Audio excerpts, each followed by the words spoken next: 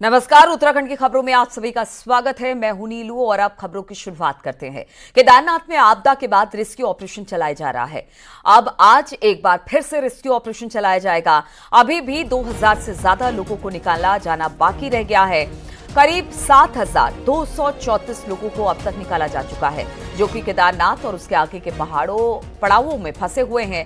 Rescue operation का आज तीसरा दिन है और सेना के MI-17 और चिनूक हेलीकॉप्टर से भी रेस्क्यू ऑपरेशन चलाया जाएगा। फिलहाल केदार घाटी में बादल छाने से हवाई रेस्क्यू के साथ ही पैदल रेस्क्यू भी नहीं शुरू हो पाया है। केदार घाटी का मौसम साफ होने के बाद अब थोड़ी देर बाद रेस्क्यू ऑपरेशन शुरू होगा।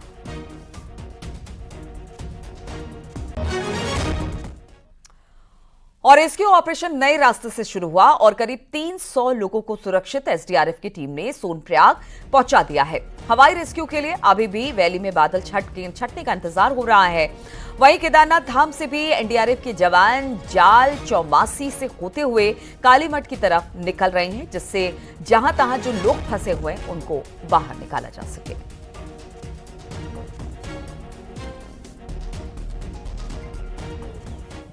केदारनाथ आपदा का आज तीसरा दिन है और आज की हम रेस्क्यू की बात करें तो अभी कुछ देर पहले ही रेस्क्यू का काम एक बार फिर शुरू हो गया।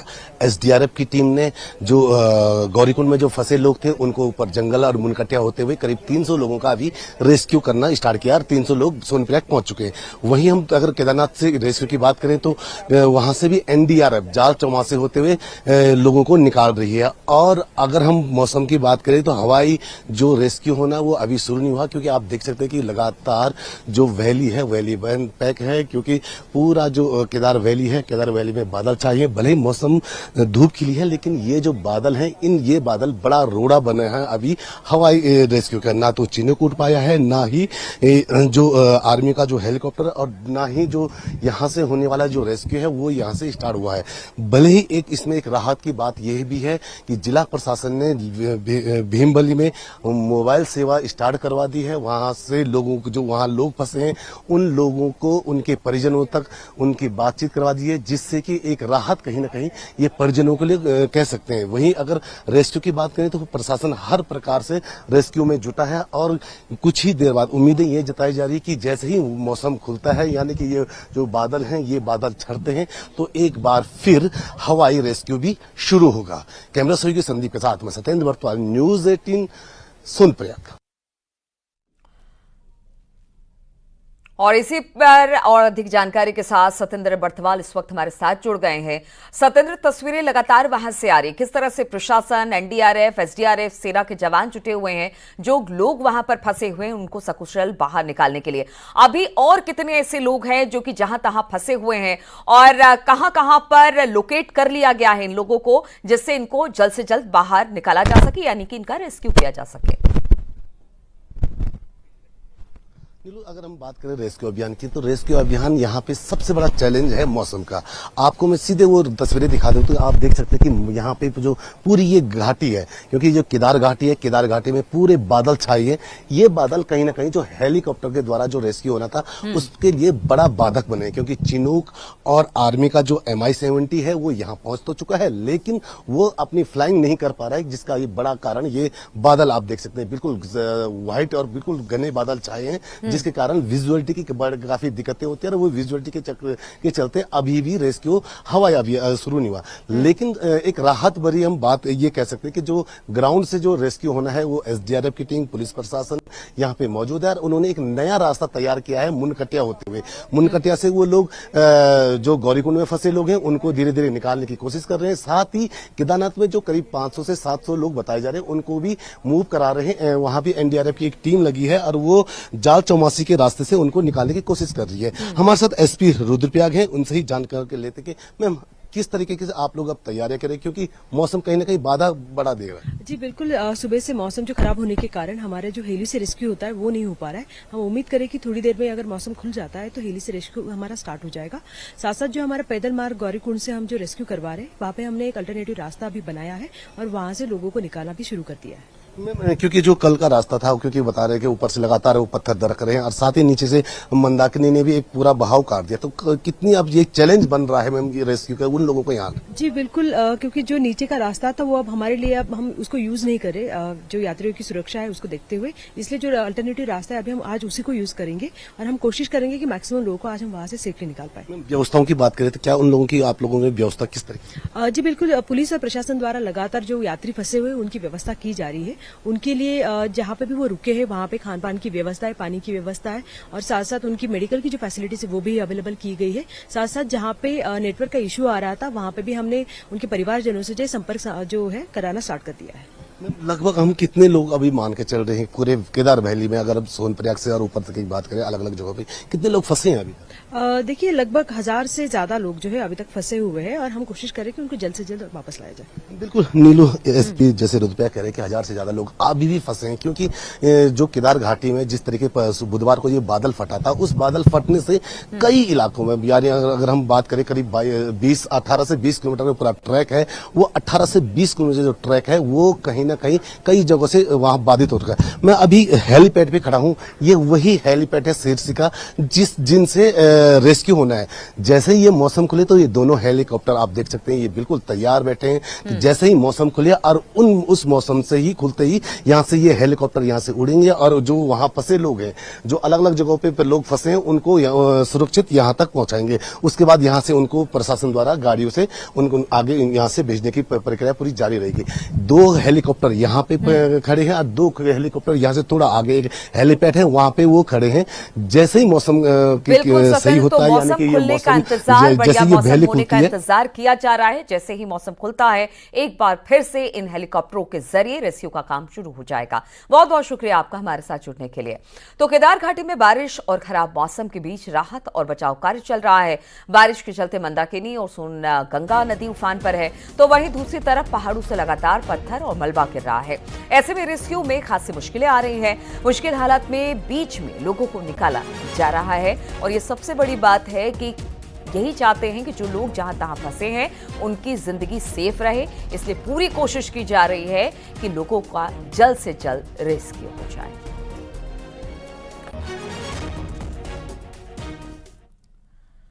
तो केदार घाटी में आपदा के बाद हालात कैसे हैं और उसके लिए हम आपको अलग अलग तस्वीरें भी दिखाते हैं। केदारनाथ से लेकर सोनप्रयाग तक अलग अलग जगहों पर लैंडस्लाइड हुआ। 12 जगहों पर लैंडस्लाइड और मलबा आने के बाद कैसे हालात हैं आप खुद ही देखिए। जगहों जगहों की तस्वीर हम आपको दिखा रहे हैं। कहीं पर रास्ता पूरी तरह से बह गया है तो कहीं पर लगातार मलबा गिर रहा है। अलग अलग जगहों पर इसके ऑपरेशन जारी है। कहीं रस्सी लगाकर लोगों को निकाला जा रहा है। खड़ी चढ़ाई में मुश्किल हालात के बीच लोगों को बाहर निकाला जा रहा है। तो कहीं पर मलबा, रामबाड़ा, लिंचौली, भीमगढ़ी, गौरीकुंड से लेकर केदारनाथ तक हर जगह पर बर्बादी की तस्वीर दिखाई दे रही है। ये 12 तस्वीरें अब हम आपको दिखा रहे हैं जहां पर अलग अलग जगहों की है, जिसमें देखेंगे कि आप किस तरह से ये जो पूरी की पूरी जगह है बेहद डरावनी सी हो गई है। इन दिनों बारिश की वजह से वैसे तो केदारनाथ यात्रा पर कम लोग पहुंच रहे हैं, लेकिन सावन के महीने में बड़ी संख्या में शिव भक्त कावड़ लेकर यहां पर पहुंचे थे और जगह जगह पर लोग फंसे हुए हैं। उन्हीं को अब निकालने का काम चल रहा है। तो स्थिति क्या है?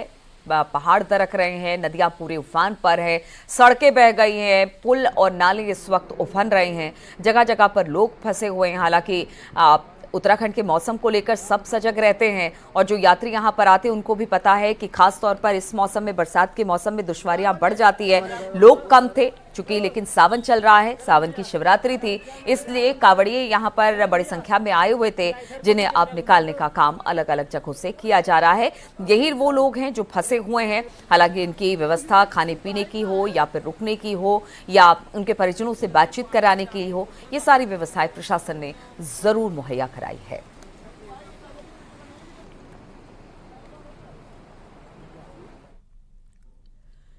केदारनाथ पैदल मार्ग अब भीमबली, लिंचौली, जहां जहां बादल फटा वहां पर सर्च अभियान शुरू हो गया है।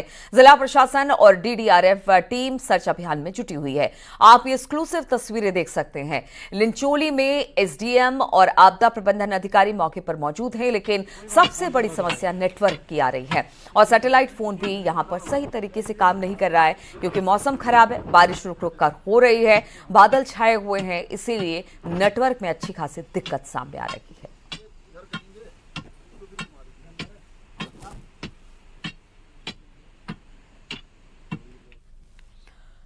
तो केदार घाटी में आई आपदा के बाद युद्ध स्तर पर राहत और बचाव का काम चल रहा है। सीएम धामी के निर्देशों के मुताबिक राहत के साथ साथ इलाज भी मुहैया कराई जा रही है। अब तक 18,000 से ज्यादा फूड पैकेट्स बांट चुकी है जो टीम है प्रशासन की, जबकि 35,000 से ज्यादा पानी की बोतल्स तीर्थयात्रियों को बांटे जा चुके हैं। अलग अलग पड़ावों में फंसे तीर्थयात्रियों को खाना और पानी उपलब्ध कराया जा रहा है। इसके अलावा जीएमवीएन और स्थानीय व्यापारियों के सहयोग से भी खाना उपलब्ध कराया जा रहा है।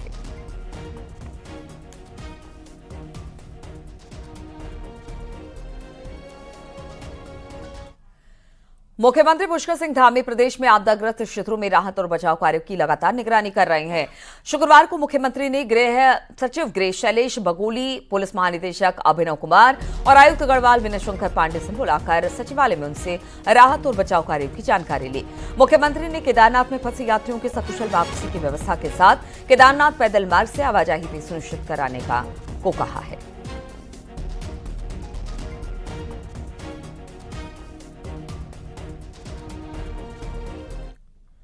केदारनाथ आपदा पर केंद्रीय गृह मंत्री अमित शाह ने फोन पर सीएम धामी से हालात की जानकारी ली। साथ ही गृह मंत्री से हर संभव मदद का भरोसा भी दिया है। गृह मंत्री ने कहा है कि हालात पर उनकी नजर है। पुष्कर सिंह धामी से भी उन्होंने बातचीत की है। साथ ही उन्होंने कहा है कि जिस भी तरह की जरूरत होगी वो जरूरतें मुहैया कराई जाएंगी उत्तराखंड के लोगों के लिए। आदरणीय प्रधानमंत्री जी पूरी तरह से उन्होंने हमको कहा है कि हर तरीके से इस आपदा में हमारे साथ हैं और सभी संभव सहायता वहाँ से हो रही है और एमआई भी वहाँ से हेलीकॉप्टर भी भेज दिया गया है। अन्य सहायता भी जो एटीएफ एविएशन टर्बो फ्यूल है उसकी व्यवस्था भी हो गई है। आदरणीय गृह मंत्री जी भी लगातार संपर्क में, भारतीय जनता पार्टी के राष्ट्रीय अध्यक्ष जी का भी लगातार जानकारी ले रहे हैं और पूरा केंद्र की सरकार इस आपदा के समय में हमारे साथ है। सीएम धामी ने केदारनाथ रूट पर चल रहे राहत और बचाव कार्यों की समीक्षा की। वर्चुअली रुद्रप्रयाग के डीएम और एसएसपी से बातचीत की। दोनों अधिकारियों को आवश्यक निर्देश भी दिए हैं।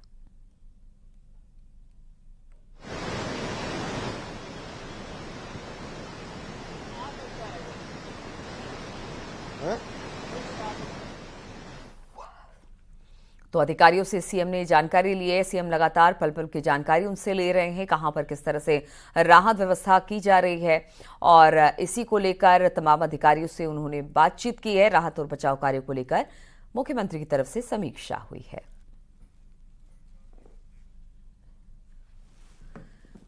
उत्तराखंड में 5 अगस्त तक मौसम सामान्य रहेगा और तेज बारिश से राहत रहेगी। इस दौरान केवल बागेश्वर, चमोली, रुद्रप्रयाग और उत्तरकाशी जिले में कुछ जगहों पर तेज बारिश देखने को मिल सकती है।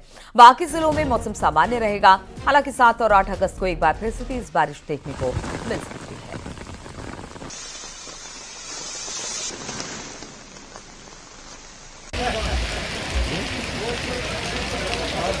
और अभी 4-5 दिन अगर बात करें आगे तो ज़्यादा एक्टिविटी नहीं है, सामान्य है या सामान्य से कम ही एक्टिविटी रहने वाली है। हाँ, एका दुक्का आप देखते हैं कि जो हैवी रेंस है किसी न किसी डिस्ट्रिक्ट में मिलती है। तो जो अभी संभावना दिख रही है उसमें जो है उत्तरकाशी, चमोली, पिथौरागढ़, रुद्रप्रयाग जो है या बागेश्वर जो ये 4-5 डिस्ट्रिक्ट जो अंदर के हैं इनमें एका दुक्का जगहों में आप देखेंगे मिलेगी रेंस। कल या परसों में भी, आज भी एका दुक्का जगहों में। बाकी जगह देखें तो जो है एक्टिविटी सामान्य के आसपास है, लाइट से मॉडरेट एक्टिविटी मिलेगी। केदारनाथ आपदा के बाद एक बार फिर से सिस्टम पर सवाल उठ रहे हैं। उत्तराखंड में मौसम की जानकारी के लिए 3 डॉपलर रडार स्थापित किए गए, लेकिन इसके बावजूद अभी भी बादल फटने जैसी घटनाओं की सटीक जानकारी हासिल नहीं हो पा रही है। देखिए जरा ये रिपोर्ट।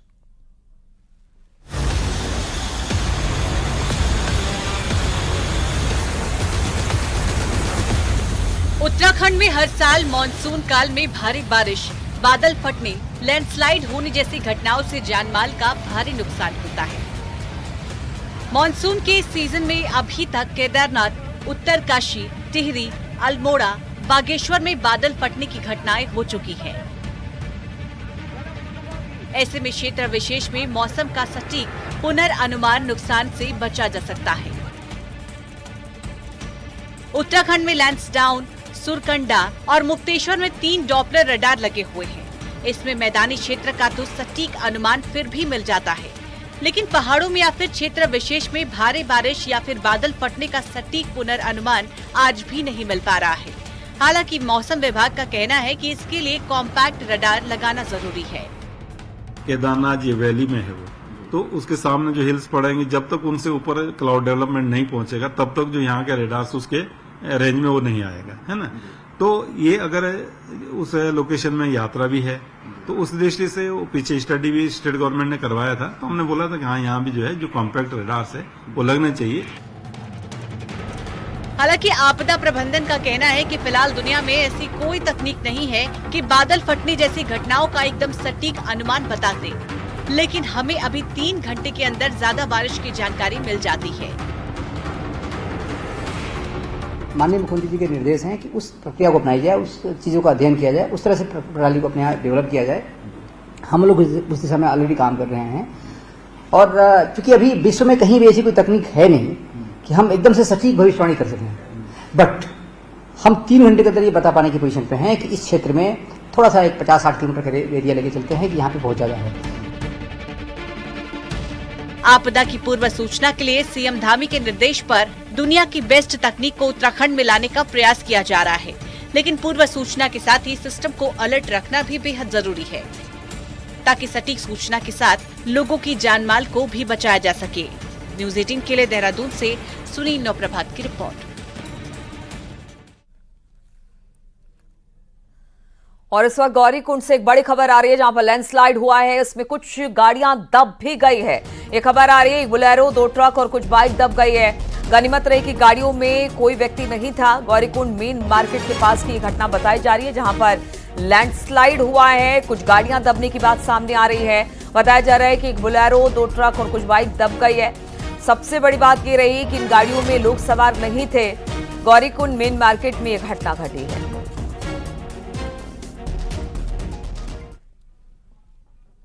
और चमोली से बड़ी खबर जहां पर पागल नाला गुलाब कोटी में कल देर रात तेज बारिश के बाद पहाड़ी से मलबा आने से हाईवे बंद हुआ है और दोनों जगह पर सड़क से मलबा हटाने का काम इस वक्त चल रहा है। तो जगह जगह इस तरह की खबरें आ रही हैं, कहीं पर लैंडस्लाइड हो रहा है, कहीं मलबा आ गया है। और अब जो खबर इस वक्त हम आपको दिखा रहे हैं वो पागल नाला गुलाब कोटी के पास है जहां पर देर रात तेज बारिश के बाद पहाड़ी से मलबा आने से हाईवे बंद हो गया है।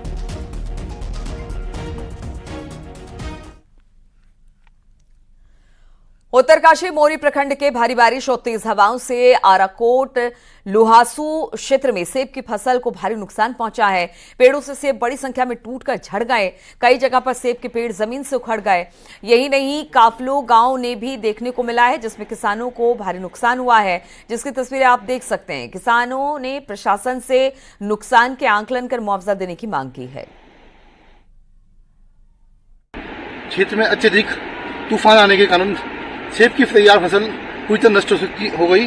जैसा आप देख सकते हैं हमारे देश के हाथ में सेब के दाने हैं जो पूरे तैयार थे और ये मार्केट जाने के लिए रेडी थे, और ये पूरे प्लांट आप देखते हैं किस तरह पेड़ की टहनियाँ टूट गई है और पूरे दाने नीचे बिखर चुके हैं। इस तरह की रिपोर्ट पूरे क्षेत्र से आ रही है। पूरे आराकोट बंगाल की 22 पंचायतों से जगह जगह से हमें फोन आ रहे हैं। फोन के माध्यम से बताया जा रहा है कि क्षेत्र में भारी तूफान के कारण पूरी सेब की फसल तैयार जो फसल थी हमारी वो पूरी तरह नष्ट हो गई है।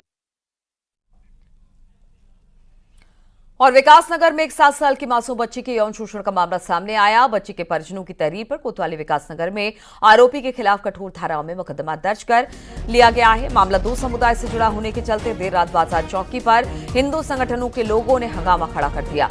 बच्ची के परिजनों की तहरीर पर पुलिस ने आरोपी के खिलाफ नए कानून BNS के तहत रेप और पॉक्सो एक्ट में मुकदमा दर्ज कर दिया है और आरोपी की जल्द गिरफ्तारी के लिए टीम गठित कर आरोपी के ठिकानों पर दबिश देने की कार्रवाई शुरू कर दी गई है।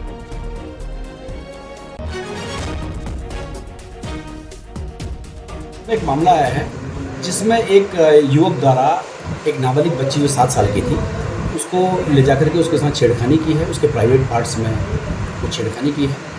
उसके परिजनों द्वारा तहरीर दी गई है जो रेप की कैटेगरी में आ रहा है। इसमें अभियोग पंजीकृत कर रेप और पॉक्सो की धाराओं में अभियोग पंजीकृत कर लिया गया है और बच्ची का मेडिकल करा के अग्रिम कार्रवाई की जा रही है। उत्तराखंड विधानसभा का मानसून सत्र 21 अगस्त से 23 अगस्त तक गैरसैंण में चलेगा। यह सत्र धामी सरकार के लिए काफी महत्वपूर्ण हो सकता है। बीते कई दिनों से सत्र के गैरसैंण में होने की अटकलें लगाई जा रही थी, जिसके बाद फिलहाल अब यह तय हो गया है कि आने वाला मानसून सत्र गैरसैंण में ही होगा।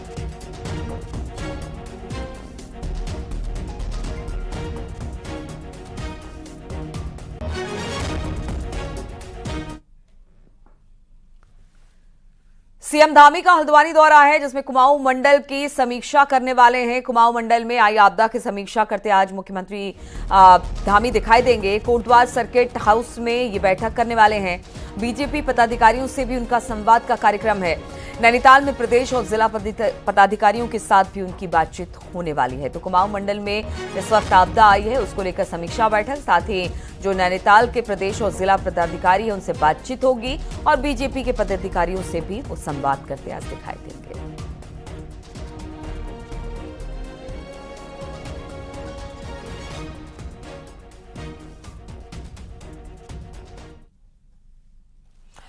और जागेश्वर धाम के महामृत्युंजय मंदिर में श्रावण चतुर्दशी पर कठिन दीप तपस्या शुरू हुई। महामृत्युंजय मंदिर में अलग अलग क्षेत्रों की 4 महिलाएं खड़े होकर हाथ में दीपक जलाकर तपस्या करती हैं। शाम की आरती से सुबह आरती तक तपस्या की जाती है। तपस्विनी महिलाएं रात भर खड़े रहकर हाथ में दीपक लेकर तपस्या करती हैं और मान्यता है कि 1 साल के भीतर उनकी तपस्या का फल मिलता है।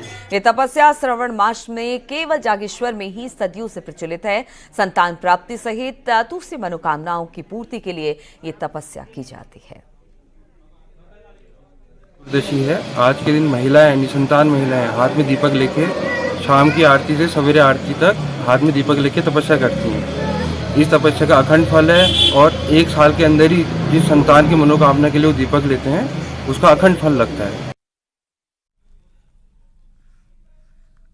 और उत्तराखंड में 10 दिनों से चल रही कांवड़ यात्रा का समापन हो गया। इस बार उत्तराखंड में कांवड़ यात्रा शांतिपूर्ण निपट गई। बात करें शिव भक्तों की तो श्रद्धालुओं की इस बार 10 की यात्रा में तो उत्तराखंड में जल देने के लिए हरिद्वार 4 करोड़ से ज्यादा और नीलकंठ महादेव में जलाभिषेक के लिए 45 लाख से ज्यादा श्रद्धालु आए। पौड़ी नीलकंठ क्षेत्र में अभी भी शिव भक्तों का पहुंचना जारी है। चैलेंजेस पुलिस को देखने पड़ते हैं, क्योंकि एक तो क्राउड मैनेजमेंट सबसे बड़ा हमारा चैलेंज रहता है, क्राउड को मैनेज करना। और क्योंकि जो यात्री आते हैं कई बार उनको होल्ड अप करना पड़ता है, कई बार ऊपर मंदिर परिसर में बहुत ज़्यादा भीड़ हो जाती है तो हमें जगह जगह पर उनको रुकवाना पड़ता है। तो उनको एक जगह रुकवाना, और क्योंकि हमारी जो भौगोलिक परिस्थितियाँ हैं वो भी इस प्रकार नहीं कि हम उनको कहीं पर रोक सकते हैं।